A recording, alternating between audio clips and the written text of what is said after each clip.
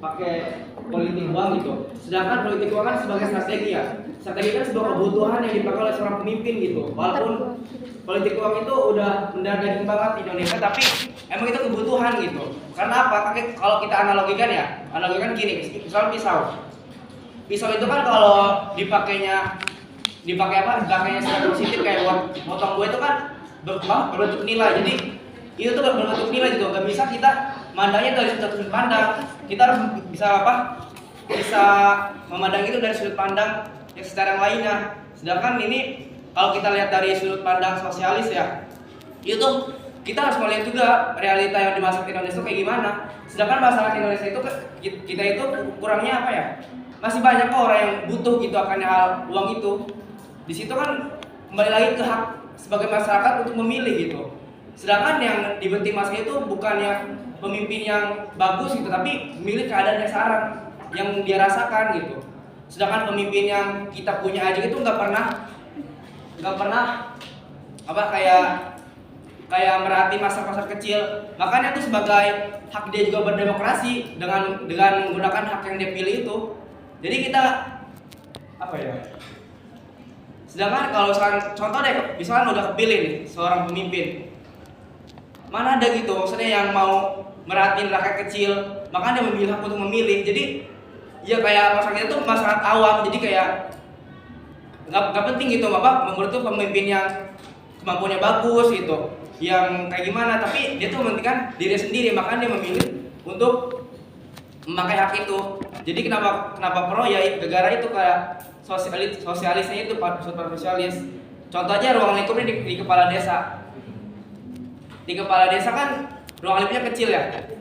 Segitu aja yang ruang lingkup kecil itu masyarakatnya kurang diperhatiin. Jadi pada dasarnya itu kenapa pro itu karena ya dia memilih untuk memikirkan realita yang dihadapi. Cukup. Waktu masuk ke sisa 3 menit lagi.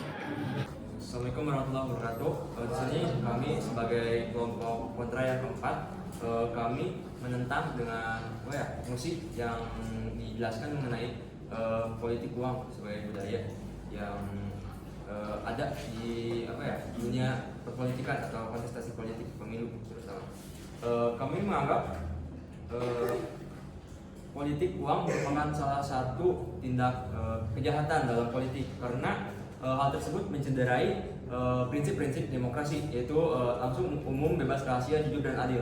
Lalu politik uang padahal gue nulis tuh tapi dia gak ada atau muncul diakibatkan adanya rasa rakus, tamak, keserakahan akan kekuasaan dari seseorang yang ingin meraih jabatan tertentu.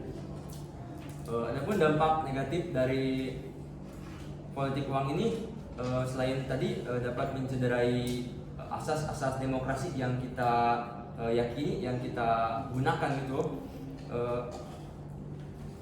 Hal tersebut juga dapat merusak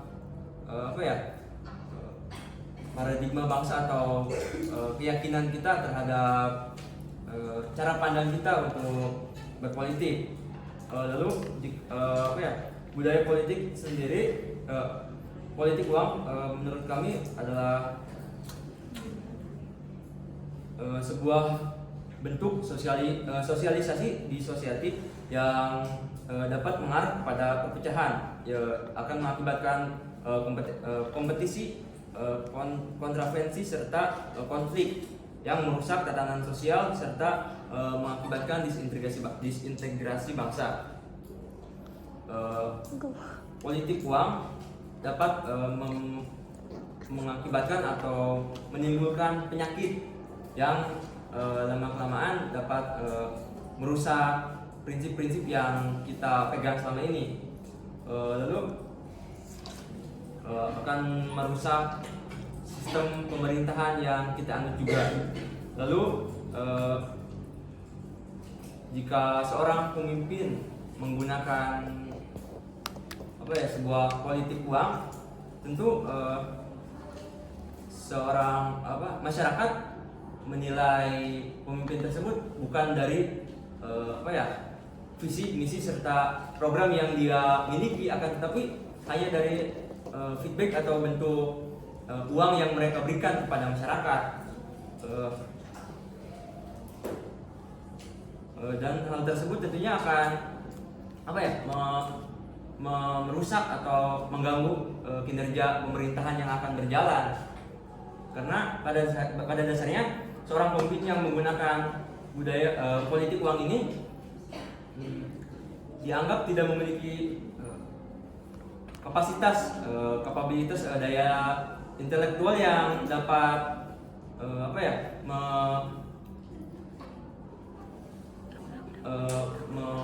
menguasai atau menjalankan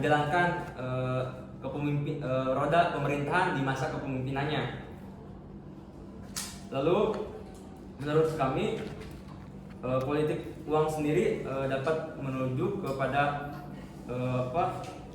tindak penyakit-penyakit pemerintahan yang lain seperti tindak korupsi, nepotisme maupun yang lainnya. Lalu satu hal lagi, menurut kami politik uang ini secara tidak langsung adalah upaya pembodohan publik. Mengapa demikian? Karena menurut kami hal tersebut dapat melanggar atau merampas hak masyarakat dalam memilih seorang pemimpin. Karena secara tidak langsung kita sebagai seorang yang memiliki hak suara itu kan kita analogikan saja kita sebagai seorang yang punya suara, kita telah katakanlah disogok oleh si calon pemimpin tersebut. Kita sudah diberi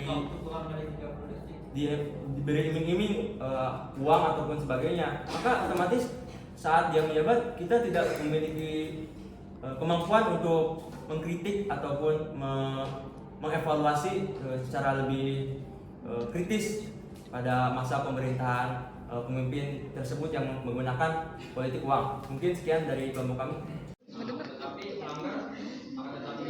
Perbuatan ini secara humanisme itu bisa saja dibenarkan karena mungkin berbagai masyarakat juga semuanya memiliki ekonomi yang kaya.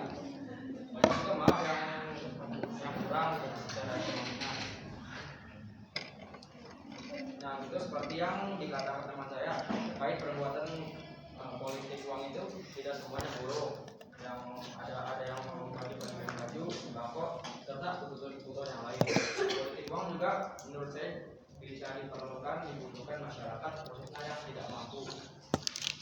Apalagi sekarang pemerintah sulitnya dalam membagikan bantuan sosial karena pemerintah sendiri juga banyak yang melakukan tindak-tindak kejahatan seperti korupsi yang baru-baru ini yang tahun-tahun kemarin dilakukan oleh Menteri Sosial kita dari Batubara terkait dana bansos.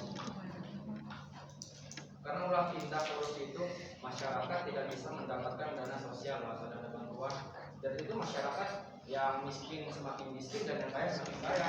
Maka dari itulah diperlunya dari dana politik dari politik uang ini untuk bisa istilahnya menjamin hidup mereka. Selanjutnya akan dijelaskan oleh ini saya akan menyanggah dari Bung Nurjati.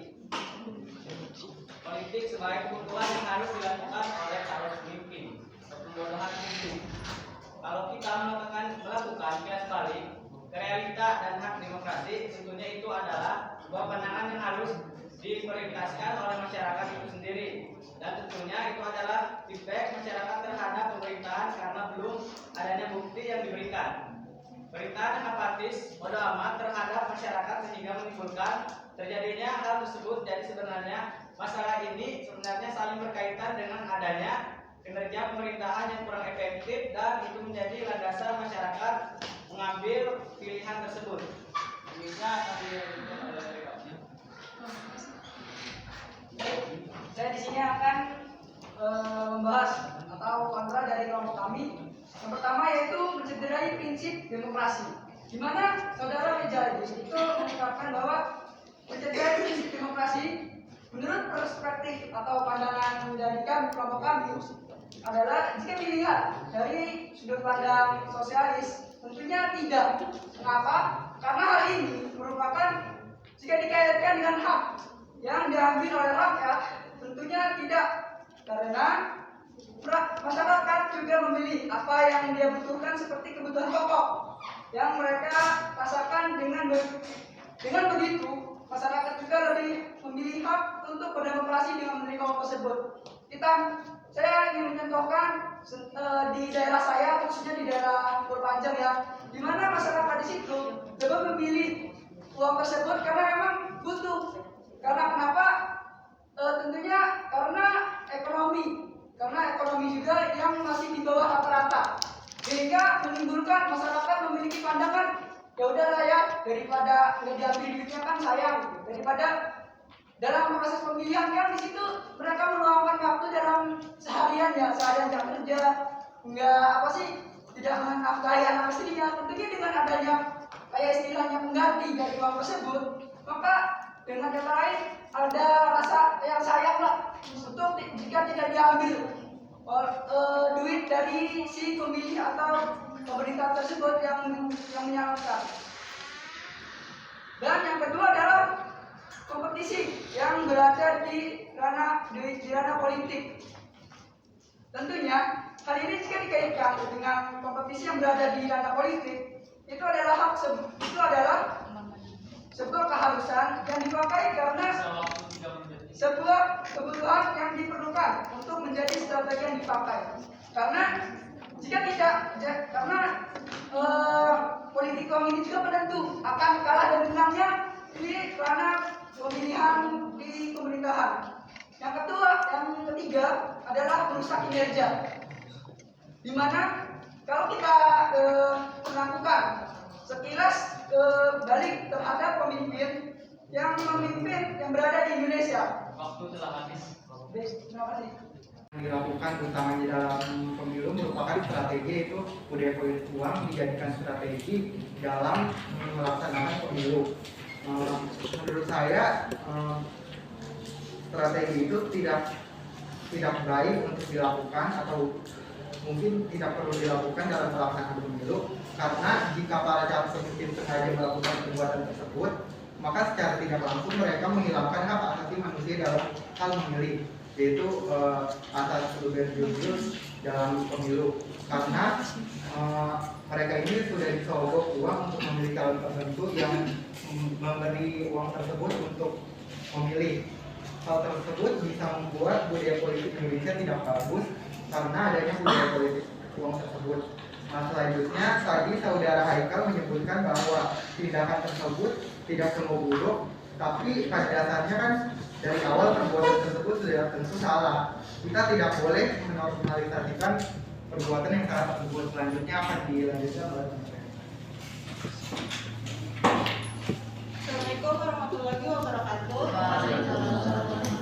Di sini saya sebagai kelompok 4 tim kontra ingin menambahkan dari teman saya. Tadi kan Ali menyinggung kalau ada mata pisau yang ada sisi positifnya. Sebenarnya balik lagi kita lihat kan, sepositif-positifnya mata pisau pasti kan tajam gitu. Kadang kita nggak gunain yang baik aja bisa jadi luka gitu tanpa sadar. Dan di sini tuh budaya politik ini walaupun kita gitu yang menerima duit gitu bilangan kayak baik buat kebutuhan kita, buat ekonomi ini biar kebantu gitu, padahal tanpa sadar ini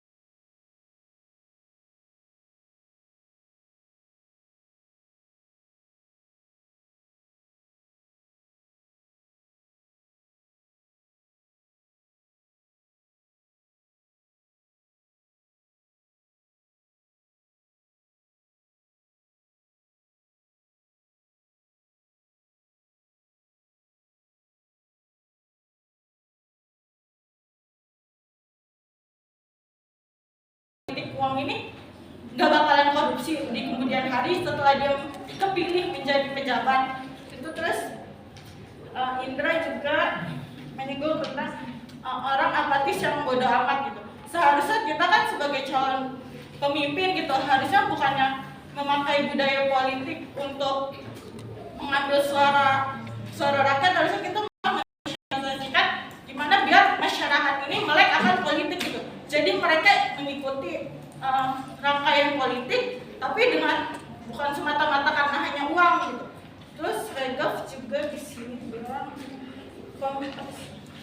penentu menang kalahnya calon pemimpin. Uang itu penentu calon menang kalahnya pemimpin. Berarti di sini sama aja dia nggak percaya diri ke dirinya sendiri, potensi dirinya sendiri bahwa kalau dia ini pantas gitu buat dipilih. Malah dia menganggap kalau besar kecilnya dia ngasih ke masyarakat uang ini dia bisa menang gitu. Terus ya, terima kasih. Akan jalan-jalan oleh Bisa waktu 1 menit.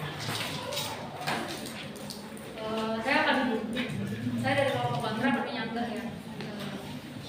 Jadi gini, tadi tuh ada katanya tuh kata Haikal ya, kata Haikal sama Edgar ya. Intinya itu politik uang itu untuk menyejahterakan rakyat ya. Sebenarnya menyejahterakan rakyat itu emang kayak gitu ya. Maksudnya dia tuh dibayar gitu, kayak dibeli gitu ya, dibeli buat dipilih gitu, buat jadi pemilih gitu ya. Jadi di sini menyejahterakan rakyat. Berarti kan politik uang itu cuma sementara. Misalnya nih, kamu misalnya pengen jadi DPR, enggak, misalnya jadi KRS gitu misalnya. Dia tuh kan harus ada pemilu juga ya, atau misalnya kayak bupati misalnya dia pemilu, terus harus bayar sendiri buat menyejahterakan rakyat. Itu tuh padahal menyejahterakan rakyat itu padahal nggak kayak gitu. Berarti di sini tuh cara menyejahterakan rakyat itu nggak hanya dari uang itu, karena uang itu tuh kotor gitu. Selain itu tuh politik uang itu dapat menimbulkan pemimpin yang akan mencalon korupsi gitu ya. Lalu